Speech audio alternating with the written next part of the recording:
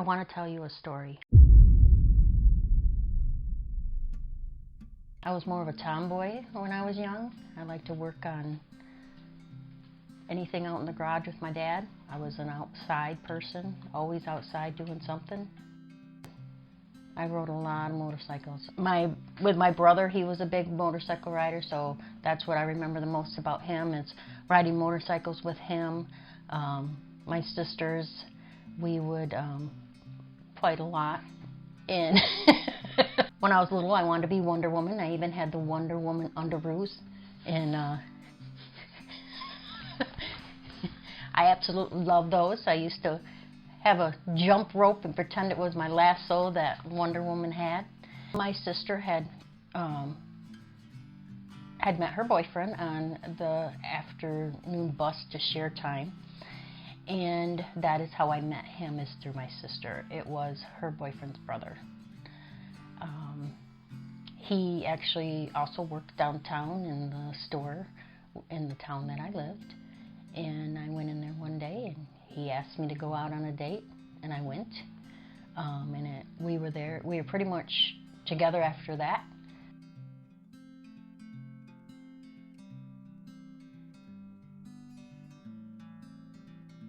He was very fun guy. He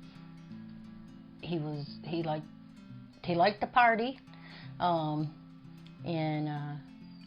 he liked to drink, and we would, go to like the motocross or races or just hang out at bonfires. He had this really cool Monte Carlo that he was his cherished possession, but he did let me drive it, and I did like to drive it. And then one day I shut the door and broke the window out of it, which I didn't mean to do, but he was pretty cool with it, though. He didn't yell and scream and holler at me about it. We were stopped at the stop sign, and the door wasn't shut right, so I opened it and shut it, and the window just kind of went crash. So went to the movies a lot. We would go watch the late night shows. I remember we went camping once up above the bridge. We stayed there for a whole week. Just us. We were just teenagers. We stayed in a tent and went around the sites up around the bridge, and then we went up to Canada, and we got stopped by the Border Patrol, and they tore everything out of that car. They didn't find anything, and then we had to put it all back in. But it was at Christmas time at my mom's house, and he had wrapped it in a big box so I wouldn't know what it was. And then when I opened it, it was the ring. He really truly never proposed. He never really got down on one knee and said, "Will you marry me?" It was pretty much a given when I seen the ring, and that was kind of about it with that. Our first few years of marriage was very good.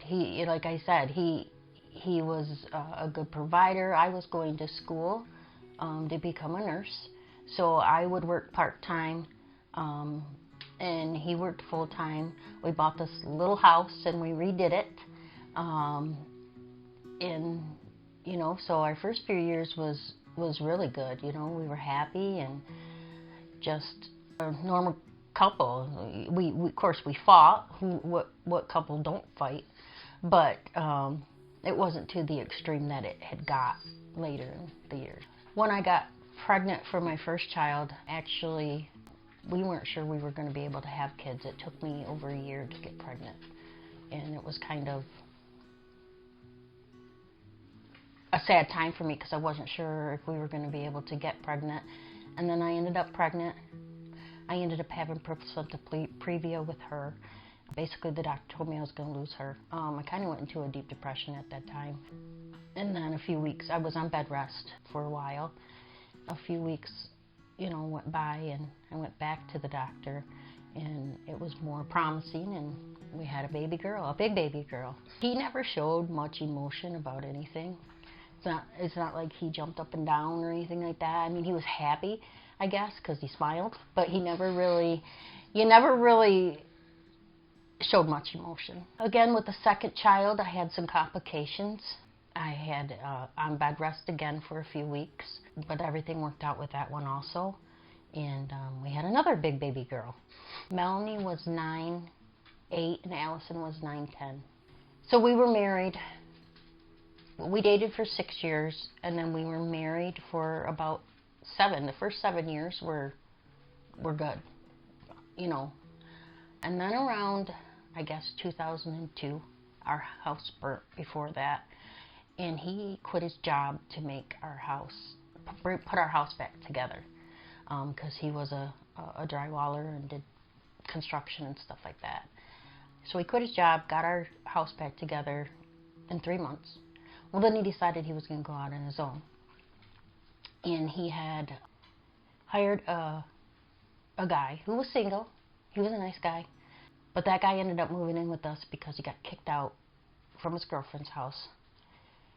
And that's kind of when everything went downhill. Not that I'm blaming the guy, because I'm not. They would be in the bar a lot. They would say they were working, but in the bar. But I didn't find this out till later on in life. I met her through my cousin. My cousin recommended that I have her watch my kids. So I did. And she, at the time, was a nice lady. She was married, had 2 kids. So I thought, hey, you know, her kid was about the same age as mine, and they got along great. So I'd pick her kids up, bring them to my house, you know. She would even come to my house and visit me, and we had a campground out back. She'd come out back there. A few years, she was watching my kids. I got a call. Well, I suspected something was going on prior to that, because, you know, I was getting reports back that they were together, they were seen together, or he was doing things for her, like going to get her dog from the dog pound, or run up there and fix her car. And so I suspected that they were having an affair, and he adamantly denied it. He was just being nice. Well, I looked at the phone bill. I knew something was going on. You don't call someone for over 100 times in a month for no reason. And when I asked him about it, he told me that it was him calling the husband because she was drinking a lot and becoming an alcoholic, and he just needed someone to talk to. And I'm just going to say I was very naive back then. I believed it. One weekend we were camping out back with all my family, and her husband shows up, and I'm like, and I seen him get in the truck and take off with him, and I'm like, what's going on? When he got back, I'm like, what's going on? Oh, he just wanted to talk to me about her drinking, had some issues, and he just needed to talk. Okay. It wasn't very long after that I got a phone call, and it was her, and she had informed me that she had had sex with my husband, and I was irate. I went in the bedroom and basically told him, you're a lying bastard. I know what went on. And he cried and told me it would never happen again. Told me all, you know, all these things. Bought me a new wedding ring because he wanted to start over. And we went out and he purchased me a Mustang because he knows I love Mustangs. Just because he wanted to start over, and, you know, he was so sorry. So I forgave him. Then one night, her husband, a few months later, shows up at my house and tells me he was at her house again. And so I called his parents to come watch my kids, and I went up to the house. But he hid the truck behind the barn, so if anybody drove by, no one would know he was there. Another time, the husband showed up and told me that he'd just seen them together. And, you know, every time things like that would happen, he'd have an excuse. And I would take him back. Then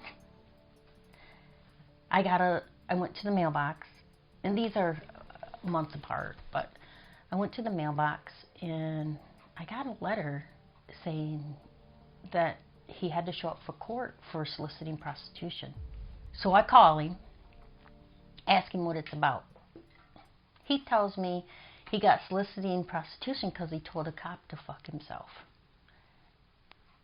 And I'm like, okay, well, here I am again. Okay, I believe you, you know. And I was talking to my sister. My sister's like, that doesn't sound right. That there's something wrong. So I called the court. And yes, he did get soliciting prostitution. And he showed up at court. He told me it was all taken care of. He didn't even have to go to court. So I called him again, and he comes home, and he was crying, telling me that he lost money on a job that he did, and he was trying to get money back, so he was going to sell cocaine to a prostitute, so he wanted to, you know, get this money back. And naive me, okay, I understand. You know, we were fighting and arguing all the time because, of course, I didn't trust him. And then it started to get violent. I fought back. But he was stronger than me. He would complain a lot that I always say we don't have money, and he knows we have money. I handed everything over to him, said, well, you pay him then. You pay the bills. That was a big mistake. That our house was behind, our cars were behind, everything was behind. And when I questioned him about it, oh, I took care of that, don't worry about it. It's taken care of. I was just late. Come to find out, he had emptied our bank account, emptied our savings account. I don't know where the money went. So I went and got my own bank account, and I got us all caught back up on bills. Then he got to the point that he would just take off. He'd be gone. It was like he'd start a fight so he could leave. Sometimes I'd find him in the morning, passed out in his truck in the driveway or out back. Sometimes he didn't come home at all. He would take my car keys and lock the doors so I couldn't go anywhere. Lock the car doors so I had no way to go anywhere, which it didn't really stop me because my parents just lived down the road. So I would just call them and they would come and get me, or I would drive their vehicle. But the Mustang he bought me, he got mad at me one day. He took it and he roasted the tires to the point that you couldn't even see my house. He was so mad, he just sit there and burned the tires, and then he took off. And at that point, I had gone to a divorce lawyer. He knew I was there. Well, then he proceeded to park the Mustang on the lawyer's front lawn, lock all the doors, and take the keys. So I had to have the Mustang hauled off until I could get the keys, and because it was in my name. When I got home, and I told him, I said, my lawyer said, if you ever touch my car again, you're getting Grand Theft Auto. So don't touch my cars. And he didn't after that. So one night, he worked with my sister and my brother-in-law plowing snow down South Michigan. And he was supposed to be home that night. They were supposed to come home that night, and it was a weekend. And he called me and told me he wouldn't be home. They're supposed to get more snow, and they were going to plow, which I knew was a lie. And I was mad, and I told him, fine, but I ain't staying home. And he wanted to know where I was going, and I didn't tell him. So I ended up going to my sister's, where I always ended up was my sister's, and he knew that. And he started calling me, wanted to know where the fuck I was, and I wouldn't answer him. He had come home. I thought they had to plow, but he had come home, and the roads were bad that night. I'm not saying we didn't get any snow, but we did, and the roads were kind of icy. My sister lived 35 miles from my house, and he called me. Where the hell are you? I know where you're at. I'm coming down there. And I would just hang up. Then he'd call me again, and I'd answer the phone. The one time he said, I'm going to bring a gun and I'm going to fucking shoot you. And he hung up the phone. He made it to my sister's house with bad roads within 20 minutes. So we knew he was flying. And he was drunk. And the minute he hit my sister's road, he started honking the horn. And we heard him coming. And he turned the corner onto my sister's road. And he launched our car into the backyard over a snowbank. He got out. He had a key to the truck that I had driven down to my sister's. and he got in the truck. Before he got there, my brother-in-law had come down the stairs with a shotgun. And he said, he comes in this house with a gun, he's dead. And this was his brother. So I didn't want any issues with, you know, him coming into the house. So I went out onto the deck. And he come around the corner and he stopped the truck in the road and he said, "Bitch, get in the truck." And I kept saying, "I'm not getting in the truck." So he come through the yard and grabbed me by the front of my shirt. And I was fighting with him, trying not to get in the truck. And he would yank me and the shirt would rip. And he would yank me and the shirt would rip. And he finally got me to the truck. And he slammed me up against the truck and kept slamming my head against the truck, saying, "Get in the truck, you bitch." And by that time, my brother-in-law stepped out on the porch and said, "Leave her alone." And just in that time, he heard the voice. He kind of let up, and I took off out back to the porch, and he got in the truck and took off. Well, by the time I was done, he had ripped the shirt right off me. My sister had taken her kids and my kids out the back door to the neighbors, and she had called the cops. So by the time I got back out, he was in the driveway with our truck again, and I went over to the passenger side. I was trying to talk him down, trying to get him out of the truck. 4 or 5 cop cars just show up, and they're parked behind our truck, and I was standing on the rail, the step rail, telling him to get out, and he was going for the shifter, saying, "If they don't get out of my way, I'm gonna fucking run them over. Get in the fucking truck." And I kept saying, "I'm not getting in the truck." And he reached for the shifter, and I just reached over, shut the truck off, and pulled the keys out at the same time. And then when I turned around to get down, a cop had his gun pulled on me, and I'm like, "Whoa," you know, and then he let me go. Somehow, I don't remember how, but he got out of the truck, and he was across the road from my sister's house, and he had a broken arm at the time. He had a cast on. He was swinging at the cops, saying, "Someone's going to get hurt tonight, and it's not going to be me." And the cops kept telling him, "We're going to tase you." Finally, the cops tackled him and got him in the car, and then he kicked the back of the cop car window out, and I heard the cop say, "I hope you like that, that's a felony." He kept yelling at me, "Call the ambulance," because he had a cut on his eye from when they slammed him on the ground. And then the cop looked at me and told me just to go away, which I did. I went over to my kids, and they ended up taking him to the hospital at night, drawing his blood. He ended up being arrested, and the cops wanted me to press charges for assault because of what he did to me. And no, I wouldn't do it. I refused. So, you know, he gotten out of jail. Life kind of went on. And we would fight, and we just, you know, our relationship became very volatile. I couldn't stand to be around him. You know, I just didn't want to be married to him anymore. I finally came to that conclusion. The last straw was he was out of town working, which he did often. And I got suspicious again. I'm like, I wonder what he's doing. So the phones were in my name. So I looked on the phone bill. And he forgot that I knew the babysitter he had an affair with, her mother's name. And I knew she moved in with him. And their phone number popped up because I had gotten online and got one of those detective things to do the reverse phone thing. And when their name popped up, my heart just dropped. I knew I was done.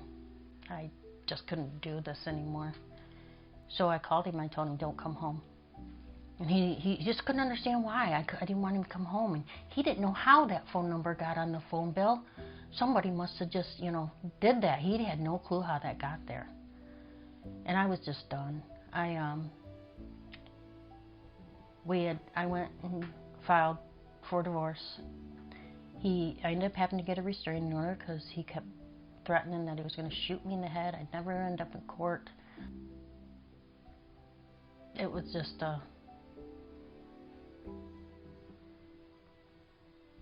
it was a hard time in life for the next few years after that, because I just, you know, we had to do custody, and I just had to see him all the time, and I just didn't want to.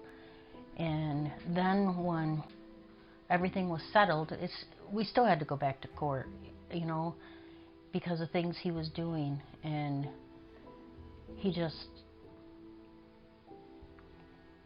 was a hard time in life, but it was the best decision I ever made. It was difficult. He tried anything and everything to break me, not just money-wise, but to just break me mentally. And with that, of course, I did make bad decisions. I'm not gonna lie, I went out with some guys that were shady and, not that great. I learned a lot. I'm not so naive anymore. I know what my worth is now. And I have a great husband now. He treats me like a queen. And he never puts me down. He never calls me names. And you don't know what a good life is until you live a bad one and then live a good one. Because I wouldn't give this life up I got now for anything. I get why people don't leave, because of the threats that you get. They're gonna kill you, they're gonna kill your family. I know it'd be difficult to leave a situation, and I know you're scared, but I can say if I never got out of that situation, I wouldn't have the life I have now.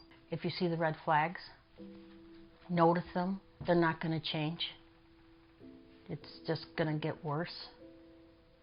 Get out as soon as you can and get out of that situation. You're worth way more than what they're putting you through.